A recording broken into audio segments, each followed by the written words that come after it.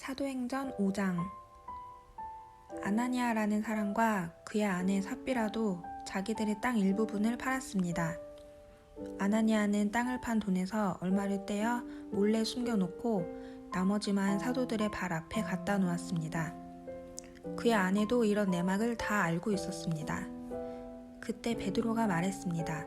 아나니아여, 어찌하여 사탄이 그대의 마음에 가득하여 성령을 속이고 땅을 팔아 받은 돈 가운데 얼마를 떼어놓았소. 그 땅은 팔기 전에도 그대의 것이었고 판 뒤에도 그 돈을 그대 마음대로 할 수 있었소. 그런데 어찌하여 성령을 속일 마음을 먹었소. 그대는 사람을 속인 것이 아니라 하나님을 속인 것이요. 아나니아는 이 말을 듣자마자 쓰러져 죽었습니다. 이 소식을 들은 모든 사람들은 몹시 두려워했습니다. 젊은이 몇 사람이 들어와 그의 시체를 싸서 밖으로 메고 나가 묻었습니다. 3시간쯤 지나서 아나니아의 아내 삽비라가 들어왔습니다. 삽비라는 방금 전에 무슨 일이 일어났는지 전혀 몰랐습니다. 베드로가 삽비라에게 물어보았습니다. 그대와 그대의 남편 아나니아가 땅을 팔아서 받은 돈이 이것뿐이요? 삽비라는 예, 그것뿐입니다 라고 대답했습니다. 베드로가 다시 말했습니다. 어찌하여 그대와 그대의 남편은 서로 짜고 주님의 성령을 시험할 수 있단 말이오. 보시오, 그대의 남편을 장사 지내고 온 사람들이 문 앞에 있으니 그들이 그대를 메고 나갈 것이오. 그 말이 끝나자마자 삽비라는 베드로 앞에 쓰러져서 죽었습니다. 그 순간 젊은이들이 들어와 삽비라가 죽은 것을 보고 그녀를 밖으로 메고 나가 남편 곁에 묻었습니다. 온 교회와 이 일을 들은 모든 사람들이 큰 두려움에 사로잡혔습니다. 사도들은 백성들 사이에서 많은 표적과 기적을 행했습니다.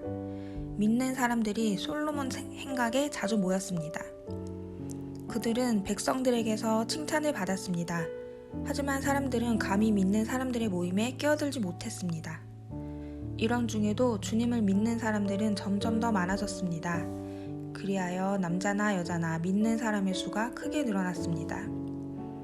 그러자 사람들은 베드로가 지나갈 때면 병자를 길에 데리고 나와 침대나 자리에 눕혀놓고 베드로의 그림자라도 그들에게 덮이기를 바랐습니다.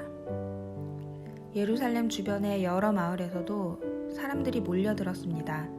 그들은 병자와 악한 귀신에게 시달리는 사람들을 데려왔으며 그들은 모두 고침받았습니다. 대제사장과 사두개파에 속한 그의 모든 동료들은 사도들을 향한 시기심이 가득하였습니다. 그들은 사도들을 붙잡아 감옥에 가두었습니다. 그러나 밤중에 주님의 천사가 감옥 문을 열고 사도들을 밖으로 데리고 나가며 말했습니다. 너희는 가서 성전에 서서 이 생명의 말씀을 백성들에게 다 전하여라. 사도들은 이 말을 듣고 아침 일찍 성전으로 가서 가르치기 시작하였습니다. 대제사장과 그의 동료들이 도착하여 이스라엘의 모든 장로로 구성된 공의회를 소집하고 감옥으로 사람을 보내어 사도들을 데려오게 했습니다. 관리들이 감옥에 가보았으나 사도들은 보이지 않았습니다. 그들은 돌아와서 그 사실을 알렸습니다. 우리가 가서 보니 감옥 문이 굳게 잠겨 있었고 간수들은 문을 지키고 서 있었습니다. 그런데 문을 열고 보니 감옥 안에는 아무도 없었습니다. 이 말을 듣고 성전 경비대장과 제사장들은 사도들에게 일어난 일로 놀라며 당황했습니다. 바로 그때 어떤 사람이 와서 보십시오. 여러분이 감옥에 가두었던 사람들이 성전뜰에 서서 백성들을 가르치고 있습니다. 라고 말했습니다. 그러자 성전 경비대장은 그의 부하들을 밖으로 데리고 나가 사도들을 다시 잡아왔습니다. 그러나 그들은 사람들이 자기들에게 돌을 던질까 두려워 폭력을 쓰지는 않았습니다. 성전 경비대에 속한 사람들이 사도들을 데려와 공의회 앞에 세우자 대제사장이 사도들에게 물었습니다. 우리가 이 이름으로 가르치지 말라고 단단히 주의를 주었는데도 그대들을 예루살렘을 온통 그대들의 가르침으로 채워놓았소. 그리고 예수를 죽인 책임을 우리에게 넘기려 하고 있소. 그러자 베드로와 다른 사도들이 대답했습니다. 우리가 사람이 아니라 하나님께 복종해야 하는 것은 당연한 일입니다. 여러분이 나무에 매달아 죽인 예수님을 우리 조상의 하나님께서 다시 살리셨습니다. 하나님께서는 이 예수님을 높이 올리셔서 하나님 오른편에 앉게 하셨습니다. 하나님께서는 예수님을 우리의 지도자와 구세주로 삼으셔서 이스라엘에게 회개를 통해 죄사함을 받게 하셨습니다.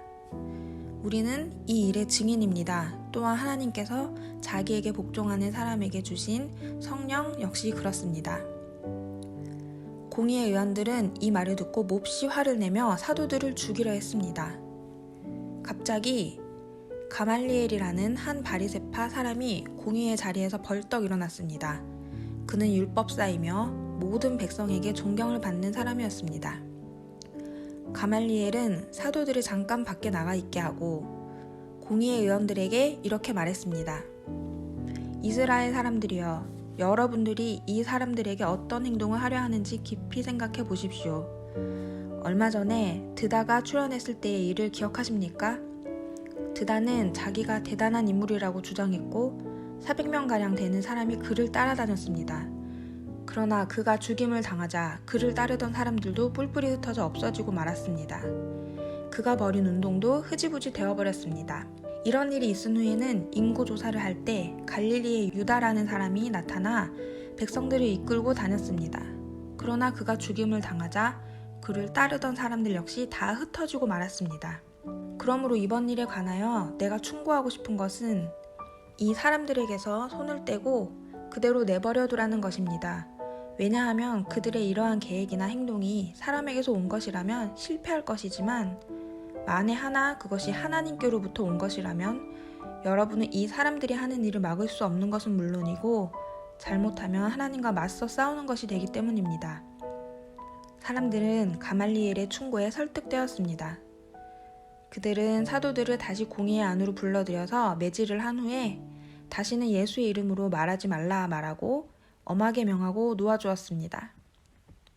사도들은 예수님 때문에 모욕당하는 것을 영광이라고 생각하여 오히려 기뻐하면서 공회를 나왔습니다. 그들은 날마다 성전뜰에서 그리고 집집마다 다니며 예수님이 바로 그리스도라는 복음의 내용을 쉬지 않고 가르치고 전했습니다. 기도하겠습니다. 사랑이 많으신 하나님 아버지, 오늘도 우리 아이들 건강하게 지켜주셔서 감사합니다.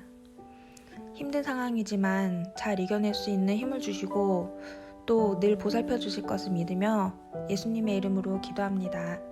아멘.